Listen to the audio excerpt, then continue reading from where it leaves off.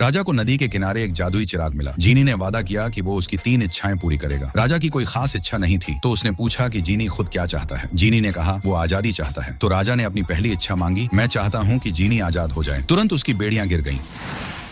खुश होकर जीनी ने बाकी इच्छाओं के बारे में पूछा, लेकिन राजा को कुछ नहीं चाहिए था, इसलिए उसने अपनी दूसरी इच्छा भी जीनी को दे दी ताकि वो तीसरी इच्छा भी खुद पूरी कर सके। फिर उसने पूछा, अब वो अपनी आजादी के साथ क्या करना चाहता है। जीनी ने कहा, सच्चा प्यार। राजा हंस पड़ा और बोला, मेरे साथ महल चलो, वहाँ सुंदर औरतों की कोई कमी नहीं है। उसने उसका परिचय अपनी बेटी स्नो वाइट से और रानी रेजिना से कराया। एक ही पल में जीनी समझ गया, यही उसका प्यार है। जन्मदिन के भोज में राजा ने घोषणा की कि स्नो वाइट भगवान का दिया हुआ उपहार है। उसे देखकर उसे अपनी दिवंगत रानी की याद आती है और वही दुनिया की सबसे सुंदर महिला है। रानी रेजिना एक कोने में बैठी टूटे दिल के साथ वहां से चली गई। जीनी उसके पीछे गया। रानी सेब के पेड़ को देख रही थी और बोली, वो भी उसी की तरह है, हमेशा के लिए महल के पिंजरे में कैद। जीनी सब समझ गया। उसका दिल जीतने के लिए उसने उसे एक आईना दिया और कहा, तुम दुनिया की सबसे सुंदर महिला हो। अगले दिन